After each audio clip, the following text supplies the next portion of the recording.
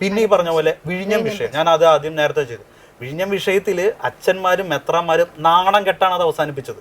കേരളത്തിന് മുന്നിൽ ഇത്രമാത്രം കേരളം മുഴുവനും, അതായത് കാത്തോലിക്ക സഭയിലായാലും ഇപ്പോൾ ലത്തീൻകാർ ഒരു സമരം നടത്തി കഴിഞ്ഞാൽ അതിനിപ്പോൾ സീറോ മലബാറും മലങ്കരയും എല്ലാവരും ഒരുമിച്ച് സപ്പോർട്ട് വരുന്നത് നമ്മൾ കണ്ടത് വിഴിഞ്ഞത്താണ്. കേരളത്തിന്റെ കാസർഗോഡ് മുതലുള്ള ആളുകൾ എത്തി. അത് ഏറ്റവും മറ്റത്തിറങ്ങണത്.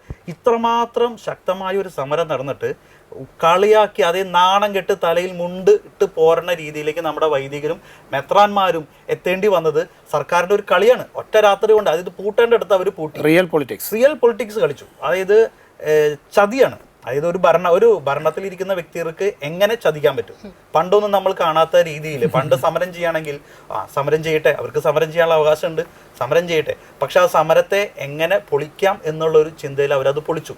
അത് എത്രത്തോളം വിഷമം അവരിലേക്ക് ഉണ്ടാക്കി. അതിന് എക്സ്പേർട്ടാണ് അവർ സമരം പൊളിക്കുന്ന കാര്യത്തിൽ. തീർച്ചയായിട്ടും. കാരണം ഏറ്റവും കൂടുതൽ സമരം ചെയ്ത പാർട്ടി, ഏറ്റവും കൂടുതൽ സമരം ചെയ്ത മുന്നണി, സമരം പൊളിക്കാൻ അവർക്ക് ചെയ്യാൻ അറിയാം. അത് പൊളിച്ചു എന്നുള്ളത് അതിന്റെ ഒരു മുറിവും വേദനയും കേരളത്തിൽ എല്ലാ ക്രൈസ്തവർക്കും പ്രത്യേകിച്ചുണ്ട്. പക്ഷേ ഞാനിപ്പോഴും ഞാൻ ഈ പറയുന്ന വിഷയങ്ങളൊക്കെ എത്രത്തോളം ഈ ഒരു 2 ആഴ്ച കൊണ്ട് മാധ്യമങ്ങളിലോ ചർച്ചയിലോ വന്നിട്ടുണ്ടോ എന്ന് നമ്മൾ ശ്രദ്ധിക്കേണ്ടതുണ്ട്.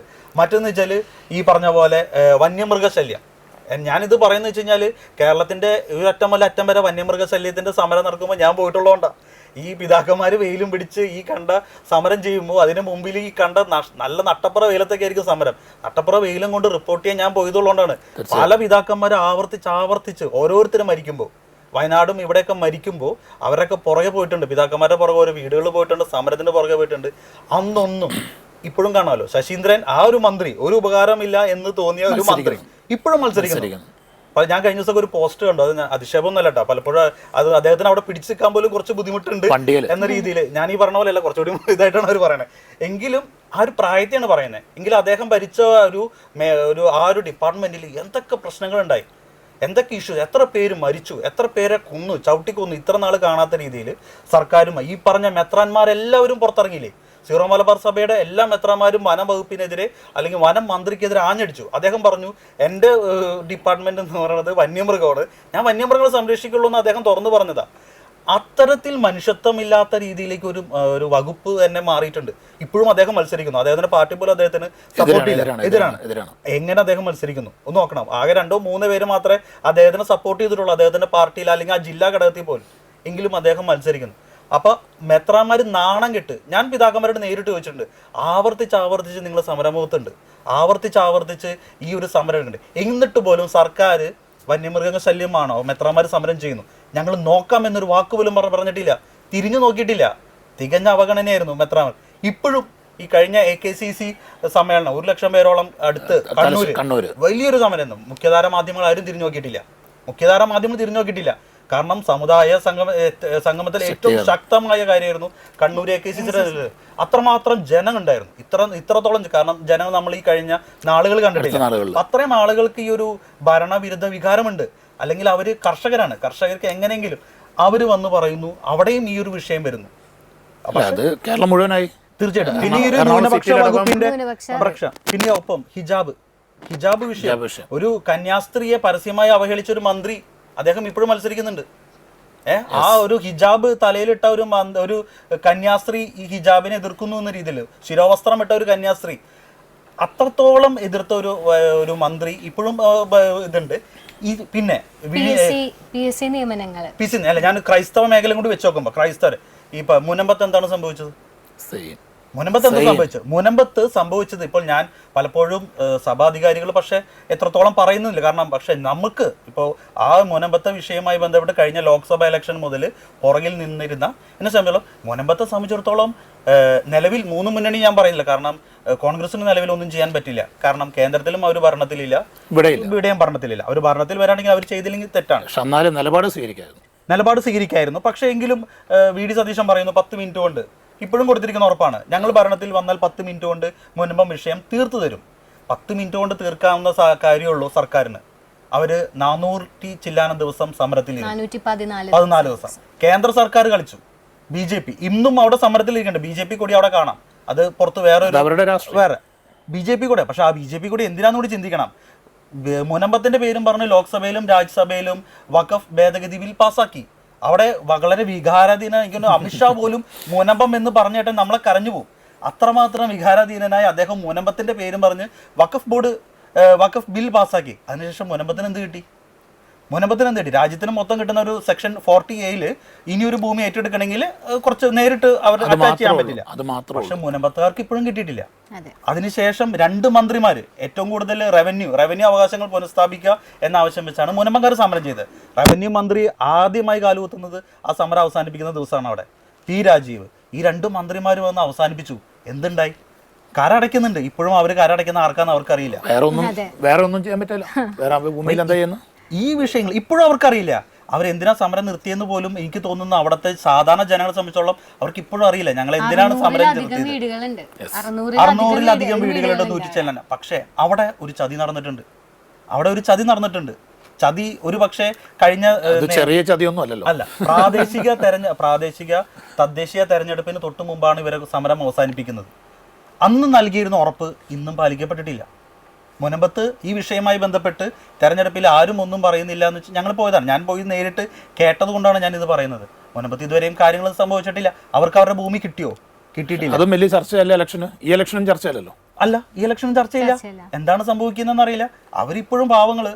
അവരെ സംബന്ധിച്ചോളം ആരെയും ചതിക്കപ്പെട്ടിട്ടുണ്ട്. പക്ഷേ അവർക്ക് ആരെയും പിണക്കാൻ പറ്റില്ല. കാരണം സർക്കാരിനെ അവരുടെ കാര്യം നിർത്തിയും, കാരണം അവരുടെ കിടപ്പാറ് നമുക്ക് ഇവിടെ ഇരുന്ന് ചിലപ്പോൾ ഒരു പക്ഷേ കുറ്റപ്പെടുത്താം. പക്ഷെ അവരെ കുറ്റപ്പെടുത്താൻ പറ്റുന്നില്ല. കാരണം സർക്കാരിനെ അവരുടെ കാര്യത്തിൽ ചെയ്യാൻ പറ്റും. ഒന്നെങ്കിൽ കേന്ദ്ര സർക്കാർ, അല്ലെങ്കിൽ കേരളം ഭരിക്കുന്ന സർക്കാർ. ഇവർ ചെയ്യണം. അതാരായാലും ചതിക്കപ്പെട്ടാലും വീണ്ടും ചതിക്കപ്പെട്ടാലും ആ ജനത്തിന് എനിക്കൊരു പക്ഷേ നീതി കിട്ടും. കാരണം അവർക്ക് ഒരു പക്ഷേ ഈ ഭരിക്കുന്ന പാർട്ടിയെ പറ്റില്ല. ഇത്തരത്തിൽ ഞാൻ പറഞ്ഞ കഴിഞ്ഞ ഒരു 5 വർഷം ഇതിനു മുമ്പ് ക്രൈസ്തവ 10 വർഷം എങ്കിലും 5 വർഷം കൂടുതൽ ഞാൻ പറയാണ്. ഈ 5 വർഷം ഇതിനു മുമ്പ് കേരളത്തിലെ ക്രൈസ്തവർ സമരമുഖത്ത് ഇത്രമാത്രം നിന്നിട്ടില്ല. സമരമുഖത്ത് കേരള ക്രൈസ്തവർക്ക് ഇത്രമാത്രം നിൽക്കേണ്ടി വന്നിട്ടില്ല. അത്രമാത്രം കൂടുതൽ കഴിഞ്ഞ 5 വർഷം നിന്നു. എന്തേ ആ ഒരു ഭരണവിരുദ്ധ വികാരം ഇവിടെ ഇല്ലേ? ഇപ്പോൾ ഉറപ്പായിട്ടുണ്ടെന്നാണ് മനസ്സിലാക്കുന്നത്. പക്ഷേ എന്നാണെന്നറിയോ, നമ്മുടെ ഒരു കുഴപ്പമെന്ന് പറഞ്ഞാൽ ഇത് ഈ സമൂഹത്തിൻ്റെ ഇടയിലേക്ക് കൃത്യമായിട്ട് എത്തിക്കുന്നതിൽ നമ്മൾ പരാജയപ്പെട്ടിട്ടുണ്ട്.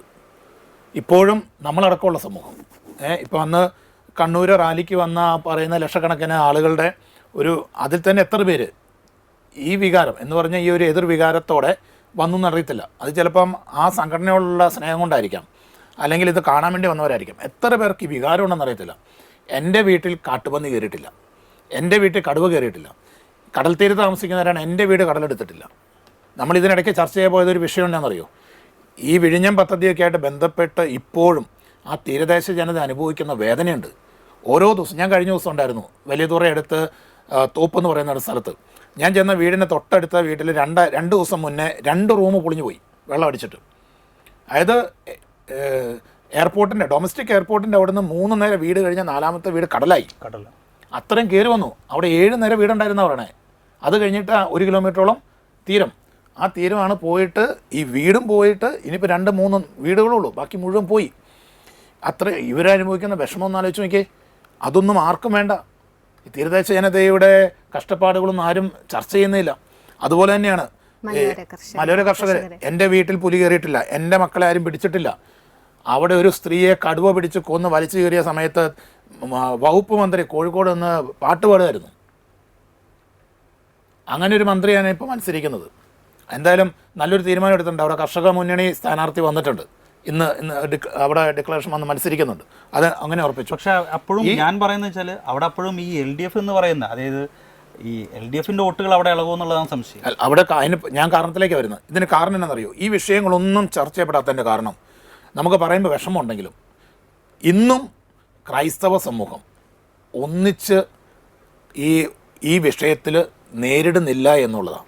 എന്ന് പറഞ്ഞാൽ തീരദേശത്തെ ജനതയുടെ വിഷമം എൻ്റെ മലയോരത്തെ ജനതയുടെ പ്രശ്നമല്ല. മലയോരത്തെ ഒരുത്തനെ പുലി പിടിക്കുന്നത് തീരദേശം പോയിട്ട് സിറ്റിയിലുള്ളവർക്ക് ബാധിക്കുമോ? ബാധിക്കില്ല. അവർക്കത് ഇപ്പം ഇവിടെ ഇരിക്കുന്ന അങ്ങ് ചാലക്കുടിയിലിരിക്കുന്ന അങ്ങയെ സംബന്ധിച്ചിട്ട് വിഷയമല്ല. മനസ്സിലായല്ലോ. ജാതി കർഷകൻ്റെ ജാതി വെയിൽ കാരണം ഉണങ്ങിപ്പോകുന്നു, വെള്ളം കിട്ടാതെ ഉണങ്ങിപ്പോകുന്നു. അത് അങ്ങ് കോട്ടയത്ത് റബ്ബർ കൃഷി ചെയ്യുന്നവർക്ക് പ്രശ്നമല്ല.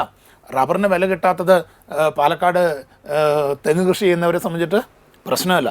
അല്ലെങ്കിൽ ഇടുക്കിയിലെ ഏലകൃഷിക്കാരനെ സംബന്ധിച്ചിട്ട് പ്രശ്നമല്ല. ഒരു കർഷകൻ്റെ പ്രശ്നം എൻ്റെ പ്രശ്നമാണ് എന്ന് തോന്നുന്ന ഒരവസ്ഥ എന്ന് കേരളത്തിന് വന്നോ അന്നേ ഈ കാര്യത്തിലൊരു ഐക്യം രൂപപ്പെടുള്ളൂ. ഇത് അറിയാഞ്ഞിട്ടല്ല, പക്ഷേ എനിക്ക് ഒന്നും ചെയ്യാൻ പറ്റില്ല, എനിക്ക് സംഘടിക്കാൻ പറ്റില്ല എന്ന ഒരു നിസ്സഹായ അവസ്ഥ ഇവിടെ വന്നു ചേർന്നിട്ടുണ്ട്. അതിലുമുപരി നമ്മളുടെ ഇടയ്ക്ക് വന്നിരിക്കുന്ന ഏറ്റവും ഉള്ള ദോഷം, നമ്മളെല്ലാം രാഷ്ട്രീയ അടിമത്തത്തിലാണ്. തീർച്ചയായിട്ടും എല്ലാവരും രാഷ്ട്രീയ അടിമത്തം. ഒന്നെങ്കിൽ കോൺഗ്രസ്, അല്ലെങ്കിൽ CPM, അല്ലെങ്കിൽ BJP. ഈ രാഷ്ട്രീയ അടിമത്തത്തിൽ നിന്ന് മാറി ഒരു കോമൺ കോസിന് വേണ്ടി ഒന്നിച്ചു നിൽക്കാനുള്ള ഒരു പവർ, ധാർമ്മികമായ ഒരു ശക്തി നമുക്ക് നഷ്ടപ്പെട്ടു. അവിടെയാണ് ക്രിസ്ത്യാനി ശരിക്കും പരാജയപ്പെട്ടത്. അല്ലെങ്കിൽ തീർച്ചയായിട്ടും ഈ വിഷയത്തിലൊക്കെ കോശി കമ്മീഷൻ്റെ കാര്യത്തിൽ നിന്നൊന്നുമല്ല. സെക്രട്ടറിന് മുന്നേ 4 ദിവസം പോയി സെക്രട്ടേറിയറ്റ് ഉപരോധിച്ച് കഴിഞ്ഞാൽ അന്നേ പുറത്തു വിടാൻ പറ്റിയേനെ. കാരണം നമുക്ക് അതിനുള്ളൊരു ശക്തിയില്ലാതെ പോയി.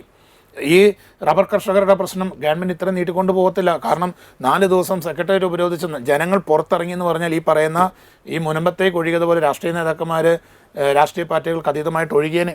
അത് ഒഴുകാൻ, അങ്ങനെ സംഘടിക്കാൻ നമുക്ക് പറ്റുന്നില്ല.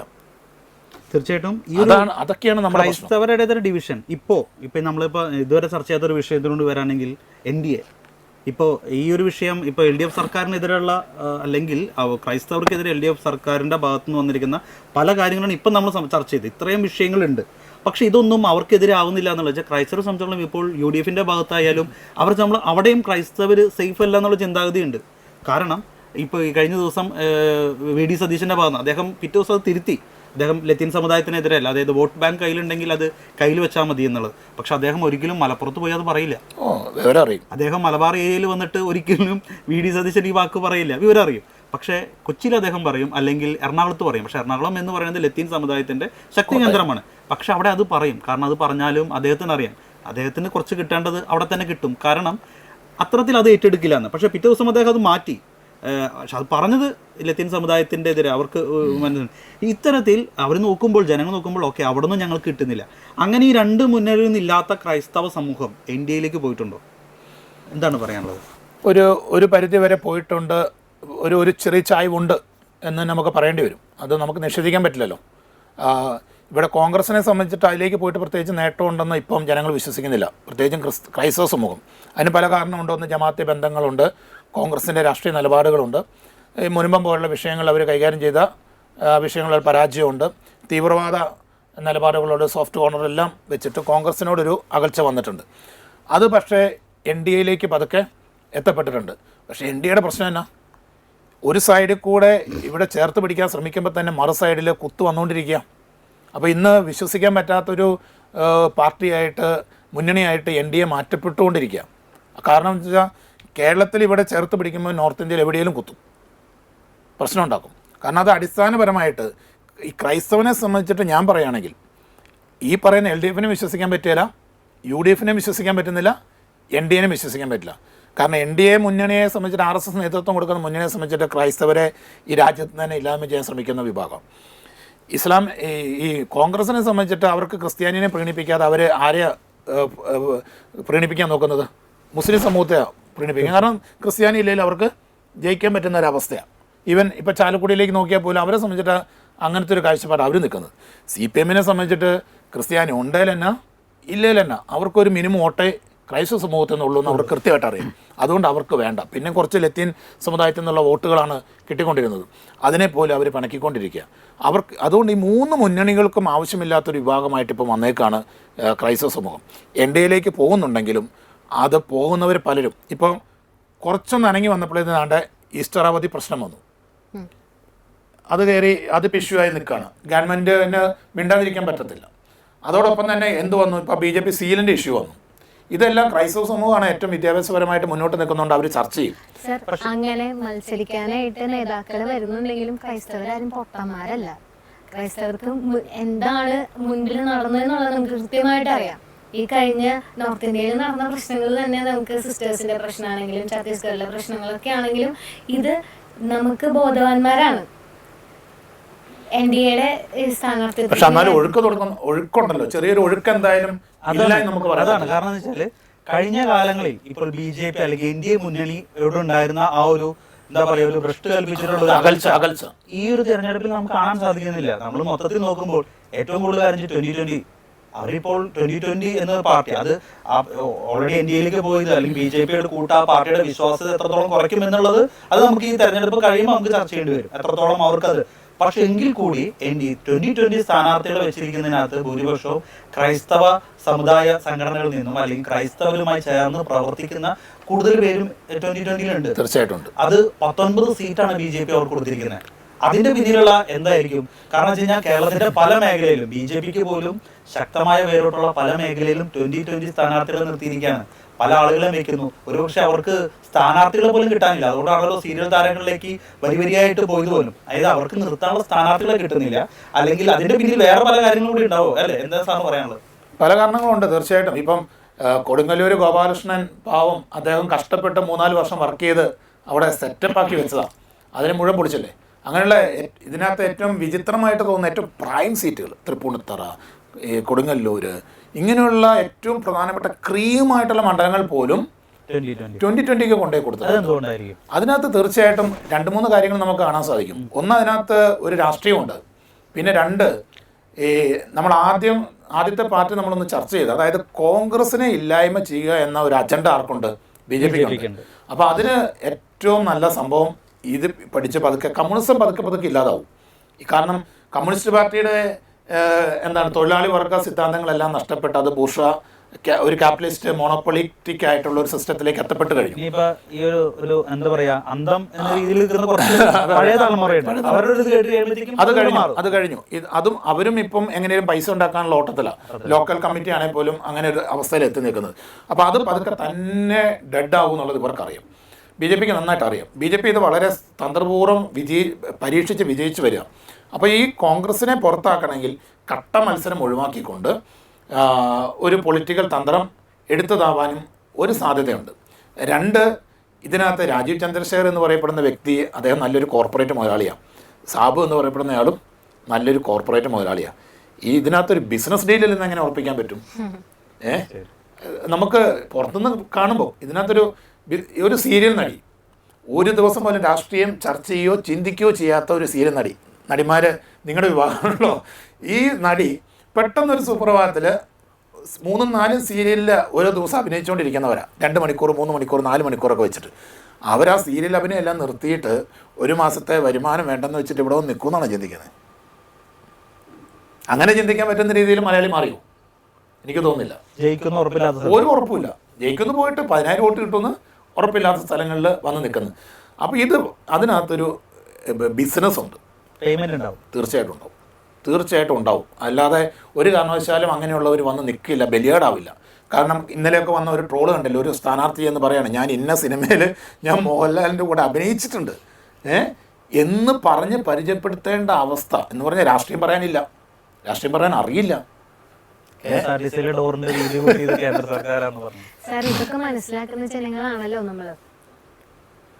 മനസ്സിലാക്കുന്നുണ്ട്. എന്നിട്ടും ഈ ഒഴുക്ക് എന്താണെന്നുള്ളതാണ് ഞാൻ ചോദിച്ചത്. ഞാൻ മുമ്പേ ചോദിച്ചു നിർത്തിയത് ഇതൊക്കെയായിട്ടും ഒരു ഒഴുക്കുണ്ട്. ഇപ്പം ഷോൺ ജോർജ് പാലായി നിൽക്കുന്നു. പാലായി മത്സരിക്കുന്ന നല്ല മത്സരം നടക്കുന്ന ഒരു സ്ഥലം പാല.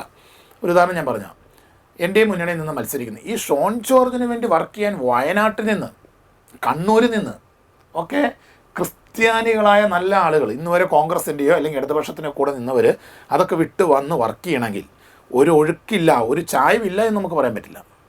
ഇത്രയൊക്കെ ഈ നോർത്ത് ഇന്ത്യയിൽ ഛത്തീസ്ഗഡിൽ ഈ പ്രശ്നം ഉണ്ടായി. ഇതപ്പോൾ ഇന്ന് ഞാൻ ഇങ്ങോട്ട് വരുന്ന വഴിക്ക് ഒരു സിസ്റ്ററുടെ ആങ്ങളെ എനിക്കൊരു വീഡിയോ അയച്ചു തന്നു.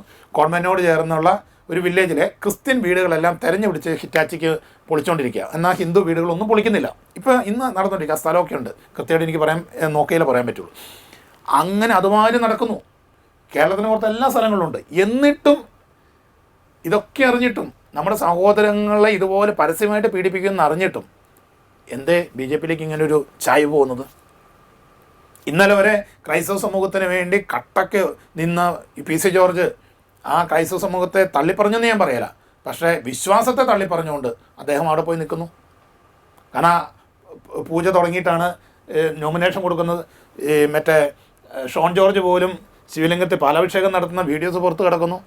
അപ്പോൾ ക്രൈസ്തവ വിശ്വാസത്തിൻ്റെ അടിസ്ഥാനങ്ങളെ മുഴുവൻ കളഞ്ഞുകൊണ്ട് പോലും NDA മുന്നണിയുടെ ഭാഗമാകാൻ തയ്യാറാകുന്നുണ്ട്. അതിനെ സപ്പോർട്ട് ചെയ്യാൻ ആളുകൾ വരുന്നു എന്നുള്ളത് നമ്മൾ നിസ്സാരമായിട്ട് നേരത്തേക്ക് നമ്മൾ ചർച്ച ചെയ്ത പല വിഷയങ്ങളിലുണ്ട്. അതായത് ഈ ഒരു മുസ്ലിംസ് അവരുടെ ഒരു രാഷ്ട്രം ആക്കാനായിട്ട് ശ്രദ്ധിക്കുന്നു, ഒരു മുസ്ലിം രാഷ്ട്രമാക്കാൻ നോക്കുന്നു. അവിടെ ക്രിസ്ത്യാനികളെ അവർ പിന്തള്ളുന്നു. ഇപ്പൊ ഈ നേരത്തെ പറഞ്ഞ EWS വിഷയങ്ങളിലല്ല, 80-20 അനുപാതികത്തിലൊക്കെ അവർ ഡൊമിനേറ്റ് ചെയ്തിരുന്നു. അത്തരത്തിൽ ക്രൈസ്തവർ ഇല്ലാണ്ടാവുന്നു. ആകെ ഇനി BJP മാത്രമേ നമുക്ക് ആശ്രയമുള്ളൂ.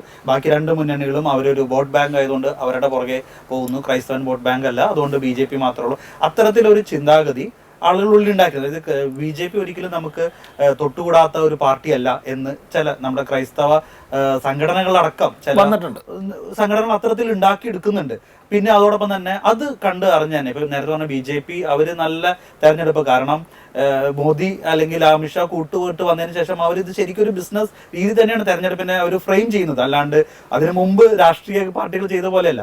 അത്തരത്തിൽ ഒരു ബിസിനസ് ഫ്രെയിം കേരളത്തിൽ നടക്കുന്നുണ്ട്. ഇപ്പൊ PC ജോർജും ഷോൺ ജോർജും അല്ലെങ്കിൽ അങ്ങനെ അത്തരത്തിൽ രാഷ്ട്രീയ നേതാക്കൾ നമുക്ക് വിടാം. അവരൊരിക്കലും പക്ഷെ അവരുടെ കാര്യം കൂടി, പേഴ്സണൽ കാര്യം കൂടി നോക്കുന്നതായിരിക്കും.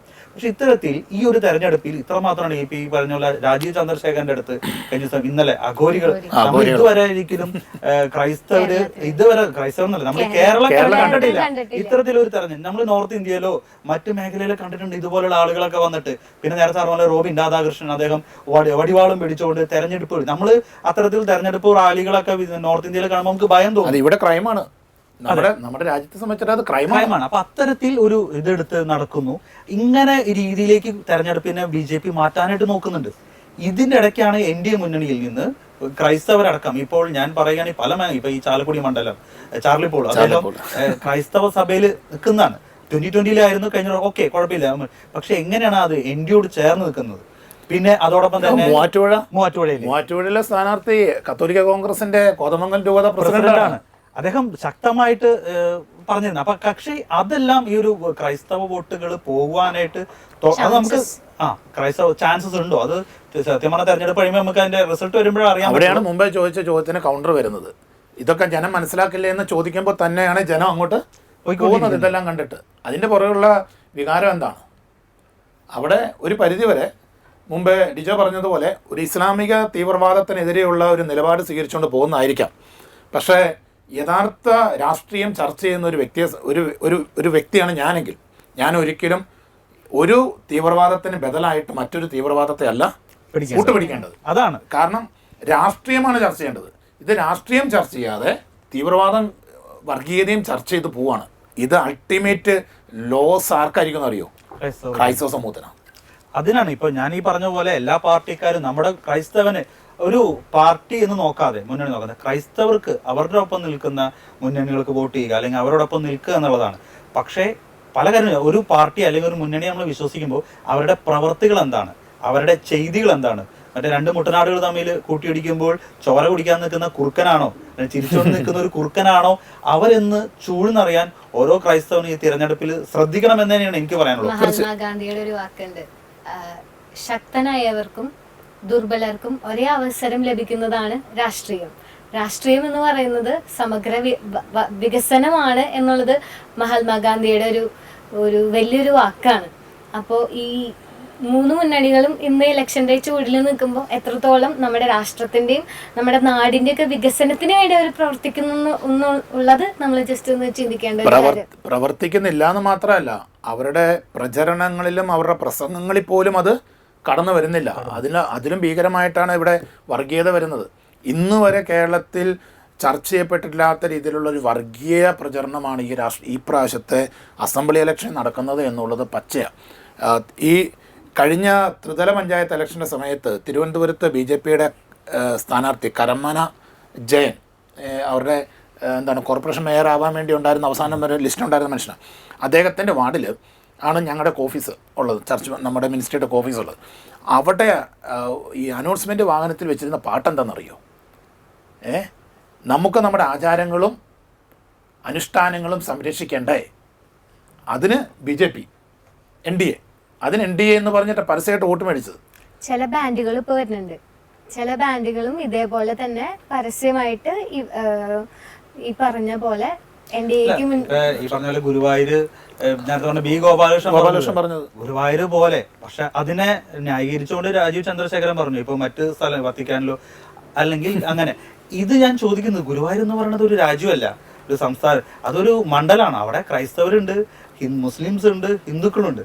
അപ്പൊ അവിടെ ഒരു ഗുരുവായൂർ പോലത്തെ ഒരു സ്ഥലത്ത് ഒരു ഹിന്ദു MLA വേണം എന്ന് ശാഠ്യം പിടിക്കാൻ ഈ ഗോപാലകൃഷ്ണനെ പോലെ അത്ര ആ ഒരു ചിന്തയിലേക്കൊക്കെ BJP കടന്നു പോകുന്നത്. അല്ല, BJP അതിനകത്ത് തന്നെയാണ്. കാരണം ഇപ്പൊ നമ്മുടെ ആസാം മുഖ്യമന്ത്രി അല്ലേ ഹേമന്ത് ബിശ്വാസ് ശർമ്മ, അദ്ദേഹം കഴിഞ്ഞ ദിവസം നടത്തിയ പരാമർശം എന്താണ്? ഞങ്ങൾ അധികാരത്തിൽ വന്നാൽ അവിടെ ഒരു ഇസ്ലാമിക വിഭാഗത്തിൽ നിന്നോ ഹിന്ദു വിഭാഗത്തിൽ നിന്നോ അല്ലാതെ ഒരാൾ നേതൃത്വത്തിൽ ഉണ്ടാവില്ല എന്ന് കൃത്യമായിട്ട് ഡിക്ലെയർ ചെയ്ത് കഴിഞ്ഞു. ഇന്ത്യ എന്ന് പറയപ്പെടുന്ന മതേതര രാജ്യത്ത് എങ്ങനെയാണ് അങ്ങനെ ഒരു സ്റ്റേറ്റ്മെൻറ്റ് പറയാം? എന്നിട്ട് ഒരു കേസെടുക്കാൻ പറ്റാത്തൊരവസ്ഥ, ഒരു ക്രൈം ഇടാൻ പറ്റാത്ത അവസ്ഥ. അതൊക്കെ ഇത്തരത്തിലുള്ളൊരു വർഗീയ ചിന്ത എൻ്റെ കാഴ്ചപ്പാടിൽ ക്രൈസ്തവ സമൂഹത്തിൻ്റെ ഭാഗത്തുനിന്ന് വരുന്നത്. കാരണം അത് അങ്ങനെ വന്നു കഴിഞ്ഞാൽ പിന്നെ നിയന്ത്രിക്കാൻ പിന്നെ ലോകത്ത് ആർക്കും പറ്റില്ല. കാരണം ഈ രാജ്യത്തെ കീറിമുറിക്കപ്പെട്ടിരുന്ന അവസ്ഥയിൽ നിന്ന് ഒത്തുചേർത്ത് പിടിക്കുന്നതിൽ ഏറ്റവും കൂടുതൽ അധ്വാനിച്ച വിഭാഗം ക്രൈസ്തവ സമൂഹമാണ്. തീർച്ചയായിട്ടും ഇവിടെ ഇതുപോലെ വർഗീയമായിട്ടും ജാതീയമായിട്ടും ഒക്കെ ഭിന്നിച്ച്, ജാതിയുടെയും വർഗത്തിൻ്റെയും വർണ്ണത്തിൻ്റെയും ഭാഷയുടെയൊക്കെ പേര് ഭിന്നിച്ചെന്നൊരു സമൂഹത്തെ ചേർത്ത് പിടിച്ച് ഒന്നിച്ച് കൊണ്ടുപോയി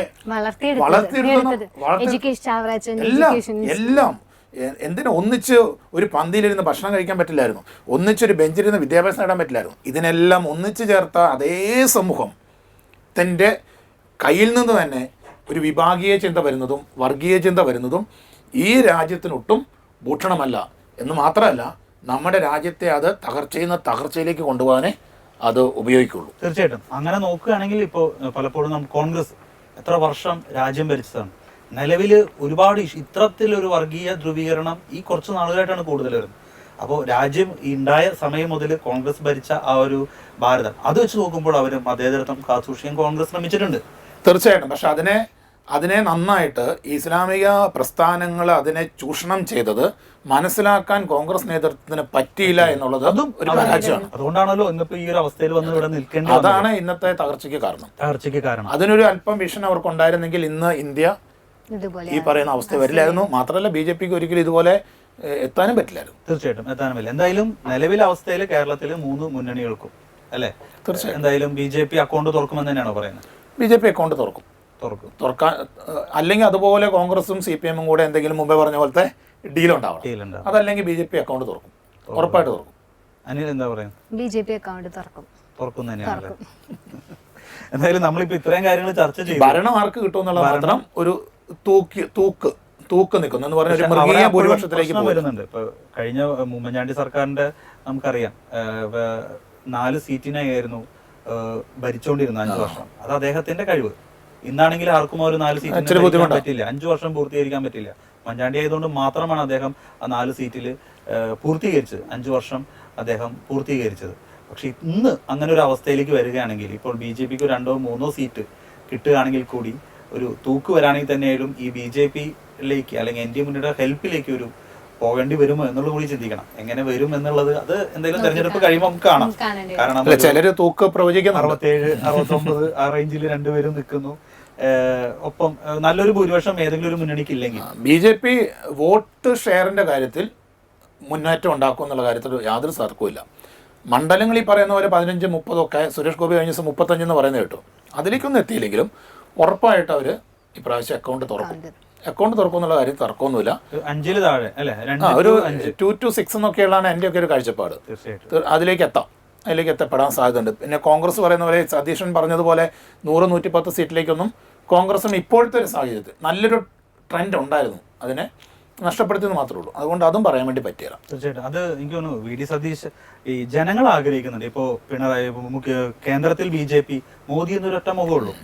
അതോടൊപ്പം തന്നെ ഇപ്പൊ കേരളത്തിൽ അതേ സ്ട്രാറ്റജി അല്ലെങ്കിൽ BJP എന്ത് ചെയ്യുന്നു അത് തന്നെയാണ് കേരളത്തിൽ കഴിഞ്ഞ 10 വർഷമായിട്ട് CPM ചെയ്യുന്നത്. അവർ ചെയ്യുന്ന ശൈലി, അവർ ചെയ്യുന്ന മൂവ്മെന്റ്സ്, ഭരണത്തിന്റെ പിടിച്ചു വെക്കാനുള്ള കാര്യങ്ങളെല്ലാം CPM ചെയ്യുന്നുണ്ട്. അത് പിണറായി ഇതിനു മുമ്പ് ഇപ്പൊ VS അച്യുതാനന്ദൻ ആയിരുന്നപ്പോഴോ അല്ലെങ്കിൽ അതിനു മുമ്പ് അവർ ചെയ്യുന്ന രാഷ്ട്രീയ പാരമ്പര്യമല്ല. അല്ലെങ്കിൽ പണ്ട് ഇപ്പൊ ഈ പറഞ്ഞ പോലെ വാജ്പേയി ആയിരുന്നപ്പോ സമയത്തോ അല്ലെങ്കിൽ മൻമോഹൻ അങ്ങനെയുള്ളവര് ഭരിച്ചിരുന്നപ്പോ BJPയും കോൺഗ്രസും എങ്ങനെയായിരുന്നു? ഒരു 2 ചേരിയിലായിരുന്നെങ്കിലും പരസ്പര ബഹുമാനം ഉണ്ടായിരുന്നു, കൊടുക്കേണ്ട. അതായത് പ്രതിപക്ഷ നേതാവാണെങ്കിൽ അദ്ദേഹത്തിന് കൊടുക്കേണ്ട. പക്ഷെ അതിൽ നിന്നെല്ലാം വിട്ടുമാറി ഒരു 1 man ഷോ അല്ലെങ്കിൽ 1 പാർട്ടി ആ ലെവലിലേക്ക് കേന്ദ്രത്തിൽ പോന്നു. കേരളവും അതേപോലെ കോപ്പി അടിച്ചു എന്ന് തന്നെ പറയാം. അല്ല, ഇവിടെ കോൺഗ്രസിനെ പറ്റിയ പരാജയം അതാണ്. ഇപ്പം സതീശൻ 2-3 വിജയങ്ങളെ നേതൃത്വം എടുത്ത് മര്യാദയ്ക്ക് അതിനെ പാർട്ടിയെ കൊണ്ടുവന്നെടുത്ത് കയറി പല നേതൃത്വങ്ങൾ പെട്ടെന്ന് അധികാരം കിട്ടുമെന്ന് വന്നപ്പോഴേക്കും എനിക്ക് CM ആകണം, എനിക്ക് എന്താണ് ക്യാബിനറ്റ് വേണം എന്നൊരു ചിന്തയിലേക്ക് വന്നപ്പോൾ ഈ അടിയുണ്ടായത്. തീർച്ചയായിട്ടും ഈ കണ്ണൂരുണ്ടായിരുന്ന ആ ഒരു തീരുമാനം അതാ ഒറ്റ ദിവസം സാറ് പറഞ്ഞ പോലെ 2-3 മണിക്കൂറിനുള്ളിൽ ഹൈക്കമാൻഡ് എടുക്കണമായിരുന്നു ഈ വിഷയം. അതുപോലെ തന്നെ ഒരാൾക്ക് ഇപ്പോ ചെന്നിത്തല സംബന്ധിച്ചോളം അദ്ദേഹം നല്ലൊരു നേതാവാണ്, പക്ഷേ അദ്ദേഹത്തിന് ഒരു ചാൻസ് ഉണ്ടായിരുന്നു കഴിഞ്ഞ 5 വർഷം പ്രതിപക്ഷത്തിരുന്ന അദ്ദേഹത്തിന് പാർട്ടിയെ കൊണ്ടുവരാൻ ചാൻസ് ഉണ്ടായിരുന്നു. പക്ഷെ അദ്ദേഹം അത് കളഞ്ഞു വിളിച്ചെങ്കിൽ പുതിയതായിട്ട് ഇപ്പോൾ പ്രതിപക്ഷത്ത് നിൽക്കുന്ന അദ്ദേഹത്തിലേക്ക് കൊടുക്കണമായിരുന്നു പാർട്ടിയെ കൊണ്ടുവരാൻ. പക്ഷെ അത് ഹൈക്കമാൻഡ് ഒരു എന്താ പറയാ ഒരു നിർദ്ദേശം കൊടുക്കാതെ ജനങ്ങളാ കൺഫ്യൂഷൻ. ഇവരെ ഞങ്ങൾ ഭരിപ്പിച്ചു കഴിഞ്ഞാൽ ഇവരിൽ ആര് മുഖ്യമന്ത്രിയാവും, എന്തൊക്കെ സംഭവിക്കും ജനങ്ങൾക്ക് അറിയില്ല. ജനങ്ങൾക്കും ഇപ്പൊ കൺഫ്യൂഷൻസ് ആണ്. അത് ഇല്ലാതാക്കാൻ ഹൈക്കമാൻഡ് നോക്കണമായിരുന്നു. LDF LDF നോക്കുമ്പോൾ ഒരേ ഒരു ഭാഗം, കാരണം ആൾക്കാർ നോക്കുന്നതും ഈവൻ ഞങ്ങളുടെ നേതാവ് പിന്നെ ഈവൻ ഇവിടുത്തെ ഇൻഡസ്ട്രീസ് അല്ലെങ്കിൽ അങ്ങനെയുള്ള കാര്യങ്ങൾ നോക്കുമ്പോൾ ഒരു സ്റ്റേബിൾ ആയിട്ടുള്ള ഒരു സർക്കാരാണ് ഭരണമാണ് നോക്കുന്നത്. ഒരു നേതാവിന്റെ കീഴിൽ സ്റ്റേബിൾ ആയിട്ട് പോവുക എന്നുള്ളതാണ്. ആടിയൊലയെന്ന് ഒന്നിനോട് അവർക്ക് താല്പര്യമില്ല. ഇപ്പൊ കോൺഗ്രസ്, ഞാൻ അവസാനമായിട്ട് പറയാൻ ആഗ്രഹിക്കുന്നത്, കോൺഗ്രസ് ഏറ്റവും എണ്ണയിട്ട മിഷൻ പോലെ വർക്ക് ചെയ്തൊരു ഇതാണ് നിലമ്പൂർ ഉപതെരഞ്ഞെടുപ്പ്. അവിടെ VD സതീശനും ആ യുവ ടീമും യങ് കമാൻഡോസും കൂടെ ഇറങ്ങി കളിച്ച കളി, ചാണ്ടി ഉമ്മൻ, ഷാഫി, രാഹുൽ, VS ജോയി ഇതുപോലുള്ള ആളുകൾ അങ്ങ് ഇറങ്ങി കളിച്ച്, അബിൻ വർക്ക്, ഇങ്ങനെയുള്ള വലിയൊരു ടീമുണ്ടല്ലോ, അവരിറങ്ങി കളിച്ചുണ്ടാക്കിയ ഒരു ഇമ്പാക്റ്റ് ഉണ്ടല്ലോ. ആ ഇമ്പാക്റ്റ് ചിലപ്പോൾ സതീഷിൻ്റെ കയ്യിലേക്ക് മുഴുവൻ സ്റ്റിയറിങ്ങും കൊടുത്തിരുന്നെങ്കിൽ കേരളത്തിലെ അസംബ്ലിയിൽ ഈ പറയുന്ന ഒരു ചർച്ചയ്ക്ക് പ്രസക്തി ഉണ്ടാവില്ലായിരുന്നു. തീർച്ചയായിട്ടും ഇത് തന്നെ ഒരു പ്രശ്നം. കാരണം ഉപതെരഞ്ഞെടുപ്പുകളിൽ ജയിക്കണം എന്ന് മാത്രമേ ഉള്ളൂ, കാരണം ആര് മുഖ്യമന്ത്രിയാവുന്ന ചിന്ത വരുന്നില്ല. അതുകൊണ്ട് കോൺഗ്രസ് ഒന്നിച്ചു ചേരുന്നു. പക്ഷെ ഇവിടെ എന്ന് പറയുമ്പോൾ ആര് മുഖ്യമന്ത്രി, അല്ലെങ്കിൽ അതുകൊണ്ട് ഞങ്ങളുടെ MLA കൂടുതൽ, എൻ്റെ കൂട്ടിൽ ആ ഒരു ചിന്ത വരുന്നു. ഉപതെരഞ്ഞെടുപ്പിൽ അങ്ങനെ ഇല്ലല്ലോ, ജയിച്ചാലും തോറ്റാലും അവർ തന്നെ ഭരണം അടുത്ത 2 വർഷത്തേക്ക് അല്ലെങ്കിൽ 1 വർഷത്തേക്ക് എന്ന ചിന്തയുണ്ട്. പക്ഷെ ഇവിടെ അങ്ങനെയല്ല. അതന്നെ ഈ ഒരു അധികാരമോഹമാണ്. എങ്കിലും കോൺഗ്രസ്സുകാർ പറയുന്നു ഞങ്ങളുടെ പാർട്ടി ജനാധിപത്യ പാർട്ടിയാണ്, ഒരാൾ തീരുമാനിക്കുന്ന കാര്യങ്ങളല്ല. പക്ഷെ എത്രത്തോളം ജനാധിപത്യം ഒരാൾ തീരുമാനിക്കുന്ന ജനങ്ങളുടെ മനസ്സിൽ എത്രത്തോളം ഉണ്ടെന്ന് നോക്കണം. എന്തായാലും എനിക്ക് തോന്നുന്നു കൺക്ലൂഡ് ചെയ്യാൻ തോന്നുന്നു ഏകദേശം ഈ ഒരു ഫസ്റ്റ് പ്രൈസ് ആയിട്ടുള്ളൂ. ഇനിയിപ്പോ ഒരു 2 ആഴ്ച കഷ്ടിച്ച് കിടക്കുന്നു. ഈ ഒരു 2 ആഴ്ച കൊണ്ട് പലതും സംഭവിക്കാം. തീർച്ചയായും നമുക്ക് അവസാനത്തെ ഒരു 1-2 ദിവസം ഒരു മണിക്കൂർ കൊണ്ട് പല വിഷയങ്ങളും മാറി വീഴുന്നതാണ് വോട്ടിൽ മാറ്റം വരുന്നത്. ഇപ്പൊ ആദ്യ സമയങ്ങളിലെ കാര്യങ്ങളൊക്കെ ഒരു 2 ആഴ്ച കഴിയുമ്പോൾ മറക്കും. ഇപ്പോൾ സർക്കാർ ഭരിക്കുമ്പോൾ ആയത് 4 വർഷം മറന്ന് അവസാനത്തെ 1 വർഷം മാത്രം ചിന്തിക്കുന്ന ചിന്തയിലേക്ക് കേരളത്തിൽ ജനത പോകും. അതുകൊണ്ട് നമുക്ക് അവസാന നിമിഷങ്ങളും കൊണ്ട് ചെയ്യാം. എന്തായാലും ഈ ഒരു ചർച്ച നമുക്ക് വീണ്ടും തുടരേണ്ടതുണ്ട്. എന്തായാലും ഇത്ര നേരം ഞങ്ങളുമായി ഈ ഒരു ഡിസ്കഷനിൽ ആശയങ്ങൾ പങ്കുവെച്ച 2 പേർക്കും ഒരുപാട് നന്ദി. Thank you.